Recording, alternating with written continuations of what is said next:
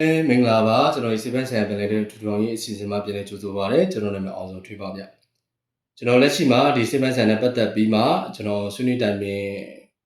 အကြံပေးလေးရှိတယ်အပတ်စဉ်တိုင်းမှာလည်းတင်းလာမှာတောက်ကြကျွန်တော်ဗီဒီယိုလေးတွေစေပန်းဆိုင်နဲ့ပတ်သက်ပြီးမှအတက်နိုင်ဆုံးစူးစမ်းမျှဝေပေးလို့ရှိပါတယ်ကျွန်တော်လည်းဆက်တွဲနိုင်တဲ့ကျွန်တော်ဖုန်းနံပါတ်လေးတွေချထားပေးပါတယ်ကျွန်တော်ကိုလူချင်းမင်းတို့ရဲ့စေပန်းဆိုင်ရာတခုခုဖြစ်တိုင်းမှာသို့မဟုတ်စိတ်လုံခြုံမှုမရှိတဲ့ရက်ဝန်းကနေစိတ်လုံခြုံမှုရက်ဝန်းအဖြစ်ဆွေးနွေးခြင်းနဲ့စကားတွေပြောခြင်းနဲ့ဆိုရင်ကျွန်တော်တို့ကိုအချိန်မီဆက်သွင်းနိုင်ပါတယ်လူကြီးမင်းတို့ရဲ့စေတနာကြီးနဲ့ကျွန်တော်ဆွေးနွေးပေးလိရှိပါတယ်ပေါ့နော်ဟုတ်ကဲ့ပါကျွန်တော်တို့စလိုက်ရအောင်အဲ့တော့အာယုံဆိုင်မှုမမားစီနဲ့ပေါ့နော်အာယုံဆိုင်မှုမှန်ကန်ပါစေပေါ့နော်ကျွန်တော်ခေါင်းစဉ်လေးတွေတည်ထားတယ်အဲ့တော့အာယုံဆိုင်မှုဆိုတာကျွန်တော်ပြောနေတာအာယုံဆိုင်မှုဆိုတဲ့စကားလုံးလေးဟာနည်းနည်းလေးပဲလို့ထင်တာเนาะအာယုံဆိုင်မှုကအရန်ကိုအရေးပါတယ်ဗျအဲ့တော့ဒီအာယုံကျွန်တော်တို့ရဲ့အာယုံစိုက်တဲ့အခြေအနေအပေါ်မူတည်ပြီးမှအမျိုးမျိုးသောစိတ်ခံစားချက်ကိုလည်းပြောင်းလဲသွားနိုင်တယ်လို့ကျွန်တော်တို့ဘဝကြီးကိုလည်းအမျိုးမျိုးပြောင်းလဲသွားနိုင်တယ်ဟုတ်လားကျွန်တော်တို့ရဲ့ emotional တွေကိုလည်းကျွန်တော်တို့အကောင်းဆုံး strong ဖြစ်သွားစေနိုင်တယ်လို့အောက်ထိကျသွားစေနိုင်တဲ့အနေအထားကိုလည်းဖြစ်တယ်အဲ့တော့အာယုံစိုက်မှုဆိုတဲ့နေရာမှာမမားဖို့လိုအပ်တယ်အဲ့တော့စိတ်လို့ပြောလိုက်တာနဲ့ကျွန်တော်တို့တွေကတခုတည်းနဲ့တိဆောက်တာမို့စိတ်မှာရှိရဲကျွန်တော်တို့တွေခုနအာယုံစူးစိုက်မှုရှိတယ်ယုံကြည်မှုတွေရှိတယ်ကျွန်တော်တတ်မှတ်ချက်တွေရှိတယ်လက်ခံမှုတွေရှိတယ်ဟုတ်လားကိုပြန်ပြောနေတဲ့boundary တွေရှိရပေါ့နော်အဲ့တော့စိတ်ကိုပြောလိုက်ရင်အများကြီးရတယ်တစ်စိတ်ဆိုတဲ့စကားလုံးကိုကျွန်တော်ခြံရံထားတာဖြစ်တယ်ပေါ့နော်အဲ့ဒီထဲမှာအရေးအကြီးဆုံးအရာကဏ္ဍထဲမှာပါတာအာယုံစူးစိုက်မှုဖြစ်တယ်ပေါ့နော်အာယုံစူးစိုက်မှုလို့ပြောလိုက်တာနဲ့လူတိုင်းဟာစာအာယုံစူးစိုက်တာဇက်ကောင်အာယုံစူးစိုက်တာအလုပ်ကိုအာယုံစူးစိုက်တာလောက်ပဲတွေးတာဒါပေမဲ့ကျွန်တော်တို့အတွင်းထဲကကျွန်တော်တို့အာယုံစိုက်နေတဲ့အရာတွေကျွန်တော်တို့ပတ်ဝန်းကျင်မှာကျွန်တော်ထိတွေ့နေတဲ့ကျွန်တော်တို့အာယုံစိုက်တဲ့အရာတွေကျွန်တော်တို့မိသားစုတွေကျွန်တော်တို့အပေါင်းအသင်းတွေကျွန်တော်တို့အလုပ်တွေအစရှိတဲ့နေရာတွေမှာကျွန်တော်အာယုံစိုက်နေတဲ့အရာတွေပေါ့နော်အဲ့တော့အဲ့ဒီအရာလေးရှိတယ်လို့ကျွန်တော်တို့သတ်မှတ်ထားတဲ့အရာတွေကလည်းဘယ်ကနေဖြစ်ပေါ်လာတယ်လဲဆိုဒီအာယုံစူးစိုက်မှုတွေကဖြစ်ပေါ်လာတယ်အဲ့တော့ကျွန်တော်တို့ဒီအာယုံစိုက်မှုနဲ့ပတ်သက်ပြီးမှပြောရမယ်ဆိုလို့ရှိရင်ဝမ်းနေနေတဲ့လူတယောက်ဟာသူဘာအာယုံစိုက်လို့သူဝမ်းနေတာလို့ပြောရင်ဝမ်းနေစီတဲ့အကြောင်းအရာပေါ်မှာအာယုံစိုက်ထားလို့သူဝမ်းနေတာအဲ့တော့ပျော်ရွှင်နေတဲ့လူတယောက်ကိုကျွန်တော်တို့သွားမိမယ်သူဘာလို့ပျော်ရွှင်တာလဲဘယ်နေရာအာယုံစိုက်ထားလို့သူပျော်ရွှင်တာလဲဆိုတော့သူပျော်ရွှင်စေတဲ့အရာပေါ်မှာအာယုံစိုက်ထားလို့ပျော်ရွှင်နေတယ်အဲ့တော့အာယုံစိုက်မှုဆိုတဲ့နေရာမှာလဲကျွန်တော်တို့တွေကပြုပြင်ပြောင်းလဲလို့ရတယ်အများကြီးပျော်ရွှင်ချင်တာလားဟုတ်လားဝမ်းနေချင်တာလားစိုးချင်တာလားကောင်းချင်တာလားဘယ်ရောက်လို့ချင်တာလဲကျွန်တော်တို့အာယုံစိုက်တဲ့အရာကကျွန်တော်တို့ emotional စိတ်ခံစားမှုအဖြစ်ပြုပြင်ပြောင်းလဲသွားနိုင်မယ်ပြုပြင်ပြောင်းလဲသွားပြီးမှနောက်ကနေတစဉ်ကျွန်တော်တို့ခန္ဓာကိုယ်နှုတ်အမူအရာအစရှိတဲ့အတန်နောက်ကနေကပ်ပါလာလိမ့်မယ်အဲ့တော့ကျွန်တော်တို့တွေကရှိတယ်လေနော်ငါမနဲ့ခင်ကိုငါတာယာယာနဲ့ဖြတ်တန်းချင်တာ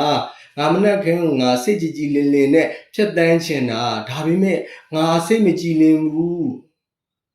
အဲ့တော့ကျွန်တော်ပြောတယ်လေမနဲ့ခင်ကိုစိတ်ကြည်လင်လင်နဲ့ဖြတ်တန်းချင်တဲ့လူတစ်ယောက်ဆိုလို့ရှိရင်စိတ်မကြည်လင်စေတဲ့အကြောင်းအရာတွေပေါ်မှာအာယုံစိုက်ပါလားစိတ်ကြည်လင်တဲ့အရာတွေပေါ်မှာအာယုံစိုက်ပါလားအဲ့တော့ကျွန်တော်ပြောတယ်လေနော်ကျွန်တော်တို့ကောင်းတာတော့ကောင်းမွန်တဲ့စိတ် emotional ခံစားချက်တွေတော့လိုချင်တယ်ကောင်းမွန်တဲ့စိတ်emotional ခံစားချက်တွေကိုတော့ကျွန်တော်တို့တွေကလွတ်ယူဖို့မေ့တတ်ကြတယ်များသောအားဖြင့်ကအစိုးဖက်အာယုံစိုက်မှုမားတဲ့ဖက်ကိုရောက်သွားတယ်အဲ့တော့ဥပမာနဲ့ကျွန်တော်နောက်တစ်ခုထပ်ပြီးမဲ့ depression စိတ်ထဲကျနေတဲ့လူတစ်ယောက်တွားကြည့်လိုက်မယ်ဆိုလို့ရှိရင်သူ့ဘဝမှာဆုံးရှုံးခဲ့တဲ့အရာတွေကိုပဲသူတွေးနေလိုက်မယ်ဝမ်းနည်းစရာအကြောင်းတွေကိုပဲသူတွေးနေလိုက်မယ်ဟာလားသူပြင်လို့မရတဲ့အမားတွေဖြစ်စေပြင်လို့ရတဲ့အမားတွေဖြစ်စေသူဆုံးရှုံးတာတွေပဲဖြစ်စေအဲ့ဒီအရာတွေကိုပဲတွေးလိုက်မယ်အဲ့တော့ စိတ်တက်ကြပြီလို့ပြောလိုက်ဟာရဖရဟာလားတငယ်ချင်းဟာလားဆရာဘာဖြစ်တယ်ပေါ့နော်စိတ်တက်တွေအရန်ကြနေလို့ကူပါအောင်ဆိုအဲ့တော့ကျွန်တော်တငယ်ချင်းတွေဆိုပြောတာရှိတယ်ငါမင်းတို့စိတ်တက်ကြတာငါကူလို့မရဘူးငါပြောပြီးလို့ပဲရတာမင်းတို့ကလုံနိုင်တဲ့အရေးချင်းမင်းတို့မှာပဲရှိရဲ့အဲ့တော့ခုနပြောတဲ့အာယုံစိုက်မှုတွေကိုကျွန်တော်တို့တွေတိတိတတ်တာပြောင်းလဲလိုက်မယ်ဆိုရင်ကျွန်တော်တို့ရဲ့ depression တွေ emotion တွေကဖြစ်ပေါ်စေတဲ့လောဘတွေဒေါသတွေမောဟတွေမကောင်းမြင်တဲ့သဘောတကွာအရာအလုံးဟာပြုပြင်ပြောင်းလဲသွားတယ်အဲ့တော့လူချင်းမင်းတို့ခံစားနေရတယ်ဝမ်းနည်းနေရတယ်ဆိုတာဟာအဲ့ဒီဝမ်းနည်းစေရတဲ့အကြောင်းအရာတွေဟလာကြည်ကွဲစရာအကြောင်းအရာတွေပေါ်မှာမိမိကိုယ်တိုင်အာယုံစိုက်ထားလို့အာယုံမစိုက်ထားဘဲနဲ့ဒီအကြောင်းအရာဟာမပေါ်လာဘူးအဲ့တော့ပြောတာရှိတယ်တမီးကတော့မတွေးပါဘူးတားတော့မတွေးပါဘူးကျွန်တော်ကတော့မတွေးပါဘူးဒါပေမဲ့ခေါင်းထဲကပေါ်လာတာဘာကြောင့်ပေါ်လာလဲကျွန်တော်တို့ရဲ့မတိစိတ်ကျွန်တော်တို့မှာတိစိတ်နဲ့မတိစိတ်ဆိုတာရှိတယ်ကျွန်တော်အတွင်းစိတ်နဲ့အပြင်စိတ်အဲ့တော့ကျွန်တော်တို့ထက်ကလောက်တဲ့အကျင့်တစ်ခုဟာကျွန်တော်တို့ရဲ့အတွင်းထဲကလာတဲ့မတိစိတ်တစ်ခုမှဝင်စေတယ်အဲ့တော့ memory တစ်ခုတိုင်းမှာကျွန်တော်တို့စကားနာမည်ဖြစ်ဖြစ်မှတ်ဉာဏ်တစ်ခုပဲဖြစ်ဖြစ်ပျောက်ကွယ်သွားလည်းမရှိဘူးကျွန်တော်တို့အတွင်းထဲမှာ memory တစ်ခုအနေနဲ့ကြံခဲ့တယ်အဲ့ဒီ memory ကတိုက်ဆိုင်မှုရှိတိုင်းမှာဒီအရာပြန်ပြီးမှကျွန်တော်တို့ကိုပုံဖော်ပေးတဲ့အနေအထားရှိတယ်ကျွန်တော်တို့မတွေးဘူးမစင်စားဘူးဒါပေမဲ့တွေးပေါ်လာတယ်ဆိုတာလေခုနပြောတဲ့ကျွန်တော်တို့အာယုံစိုက်နေတဲ့ဝမ်းနည်းစရာတွေကြေကွဲစရာတွေစိတ်တက်ကြစရာတွေအစားရှိတဲ့အရာတွေစိတ်ပိုင်းဆိုင်တဲ့ချွင်းစေတဲ့အရာတွေပေါ်မှာထက်ကလုံးမီလို့ဒီလိုတွေဖြစ်လာတာအဲ့တော့ဒီနေရာမှာတခုပြောချင်တာကျွန်တော်ဒီလိုတွေအတွေးတွေမတွေးချင်ဘူးဒီလိုတွေမစင်စားဒီလိုတွေမကောင်းတဲ့အရာတွေပေါ်မှာအာယုံမစိုက်ချင်ဘူးဆိုရင်ကျွန်တော်တို့ကအာယုံမစိုက်ဖြစ်အောင်ကြိုးစားအားထုတ်ရမှာကျွန်တော်တို့ရဲ့အလုပ်လေးနော်အဲ့တော့ကျွန်တော်တို့ကအဲ့လိုအာယုံမစိုက်ဖြစ်အောင်ကြိုးစားအားထုတ်ရဖို့မလုပ်ဘဲနဲ့ကျွန်တော်တွေကဘယ်လိုဖြစ်တယ်ဘာဖြစ်တယ် reason တွေကိုကျွန်တော်တို့ပြနေလို့ကျွန်တော်တို့ကခံစားနေရတာနောက်တစ်ခုကအာယုံမစိုက်ဖို့ကြိုးစားတယ်ဒါပေမဲ့ကျွန်တော်တို့အဲ့ဒီဘက်ကိုပြန်ပါသွားတယ်အဲ့ဒီအရာပေါ်မှာပဲငါကဒီလိုဘက်ကိုအာယုံကောင်းတဲ့အရာဘက်ကိုအာယုံစိုက်ပါတယ်ဆိုမှဆိုတဲ့ဟာဘက်ကိုငါရောက်သွားပြန်ပြီကိုလက်မခံနိုင်ဘူးကိုပြန်ပြီးမှအဲ့ဒီအရာကိုဆိုးတဲ့အရာကိုအာယုံစိုက်ပြီးမှမကောင်းမြင်ပြန်တယ်အဲ့တော့ကိုဟာဘယ်တော့ပျော်ရွှင်ရမှာတော့ဘယ်တော့စိတ်ချမ်းသာရမှာလို့ဟုတ်လားအဲ့တော့နောက်တစ်ခုအဲ့တော့ကျွန်တော်တို့ဘဝမှာလဲကျွန်တော်တို့အာယုံစိုက်တဲ့အရာတွေဟာကျွန်တော်တို့ပြုပြင်ပြောင်းလဲနိုင်တဲ့အရာတွေကိုပဲအာယုံစိုက်ရတယ်ကျွန်တော်တို့ပြုပြင်ပြောင်းလဲလို့မရတဲ့အရာတွေပေါ်မှာအာယုံစိုက်မိရင်ကျွန်တော်တို့ပြင်ပန်းတယ်အဲ့တော့ကျွန်တော်ဘဝမှာကျွန်တော်တို့တွေအားလုံးဟာပြုပြင်လို့ရတဲ့အရာနဲ့ကျွန်တော်တို့ပြောင်းလဲလို့ရတဲ့အရာနဲ့ပြောင်းလဲလို့မရတဲ့အရာဆိုမှနှစ်ခုရှိတယ်အဲ့တော့ကျွန်တော်တို့ဥပမာအနေနဲ့ပြောပြမယ်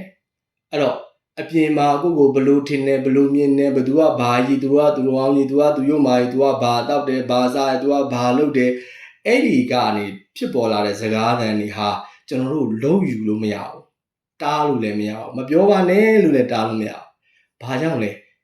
လောကမှာဖြစ်ပေါ်လာကြတဲ့ကကျွန်တော်တို့မပိုင်တဲ့အရာမှန်သမျှဟာကျွန်တော်တို့ပြောင်းလဲလို့မရဘူးအဲ့တော့တပားသူကဖြစ်ပြောလာတဲ့မကောင်းတဲ့စကားသံတွေမကောင်းတဲ့အပြုအမူတွေမကောင်းတဲ့အကျင့်စရိုက်တွေအရာအလုံးဟာကျွန်တော်တို့မလာပါနဲ့လို့တားလို့မရပါဘူးကျွန်တော်တို့ဒီလိုလူမဖြစ်အောင်တို့မဟုတ်ဒီလိုစကားသံတွေမကြောက်အောင်ကျွန်တော်တို့ပြောင်းလဲလို့ရတဲ့အရာရှိတယ်ဒါတော့သဘောတစ်ခုပေါ့နော်နောက်တစ်ခုကဘာလဲဆိုတော့ကျွန်တော်တို့စိတ်မှာဝင်နေတဲ့အတွေးတွေကိုရောကျွန်တော်တို့စိတ်မှာဝင်နေတဲ့အတွေးတွေကကျွန်တော်တို့ပြုပြင်ပြောင်းလဲလို့ရနိုင်တယ်ပြုပြင်ပြောင်းလဲလို့100%ရကိုရတယ်ဒါပေမဲ့ကျွန်တော်တို့ကကိုယုံကြည်တဲ့စိတ်ရဲ့ရှိဖို့ကအရေးကြီးတယ်အဲ့တော့ကျွန်တော်တို့ဘဝမှာပြုပြင်ပြောင်းလဲလို့မရတဲ့အရာမရှိသလောက်ကိုရှားတယ်ကျွန်တော်တို့ပေါ့နော်ကျွန်တော်ဘဝမှာကျွန်တော်တို့စိတ်မှာဒါပေမဲ့ကျွန်တော်မှာပြုပြင်ပြောင်းလဲမှုလုပ်လို့ရတဲ့အရာတွေအများကြီးရှိရဲ့ကျွန်တော်တို့ပြုပြင်ပြောင်းလဲလို့မရတဲ့အရာတွေဟာခုနပြောလို့နေပူတာမိုးရွာတာဟာလားလူတွေအတင်းပြင်းပြောတာဟာလားကျွန်တော်တို့တွေခုနပြောလို့ပေါ့ကျွန်တော်တို့မပိုင်တဲ့ပြင်ပမှာဖြစ်နေတဲ့အရာတွေပေါ့နော်ကျွန်တော်တို့ဒီခန္ဓာကိုယ်ကြီးကလည်းတည်ခဏကျွန်တော်တို့ပြုပြင်ပြောင်းလဲလို့ရတယ်ပိန်တဲ့လူကလည်းဝါအောင်လုပ်လို့ရတယ်ဝါတဲ့လူကလည်းပိန်အောင်လုပ်လို့ရတယ်တည်ခဏပေါ့နော်ဒါကလည်းကျွန်တော်တို့အသက်တန်းရှိတဲ့လောက်ကျွန်တော်တို့တွေပြုပြင်ပြောင်းလဲလို့ရတယ်ပေါ့နော်အဲ့တော့ပြောချင်တဲ့အရာတစ်ခုကတော့ကျွန်တော်တို့အာယုံစိုက်မှုတွေမမားစေနဲ့ကျွန်တော်တို့အာယုံစိုက်မှုတွေမားရင်လမ်းလဲသွားတတ်တယ် အဲ့တော့လူချင်းမင်းကိုယ်တိုင်ကိုပြန်မေးကြည့်ကိုဘာကိုလိုချင်တာလဲပျော်ရွှင်တာဝမ်းသာတာစိတ်ချမ်းသာစရာတာလိုချင်တယ်ဆိုရင်ဒေါသနဲ့ပဲတွေ့မောဟနဲ့ပဲတွေ့လောဘနဲ့ပဲတွေ့မောဟနဲ့ပဲတွေ့ဘာတွေနဲ့ပဲတွေ့ဘလို့ emotion တွေနဲ့ပဲတွေ့ဘလို့အခက်အခဲတွေပဲကြုံဟလာအဲ့ဒီရဲ့စိတ်မပြောက်သွားအောင်ကျွန်တော်တို့ကစူးစမ်းလုပ်ဖို့ကအဓိကဟလာအဲ့ဒီစိတ်မပြောက်သွားဖို့ကကျွန်တော်တို့စူးစမ်းလုပ်ယူလို့ရတယ်အဲ့တော့အပြင်မှာနေပူတာပဲဖြစ်မိုးရွာတာပဲဖြစ်နေပူနေမိုးရွာကျွန်တော်တို့လုပ်လို့ရတဲ့အရာထိတက်လက်ယူမှာအပြင်ကိုသွားပြီးဒါဥပမာနဲ့ကျွန်တော်ပြောပြတာပေါ့နော်အဲ့တော့ကျွန်တော်ပတ်ဝန်းကျင်မှာလည်းဘယ်သူတွေပဲဘာပဲပြောဘာပဲလုပ်လို့ဘလို့ပဲဆို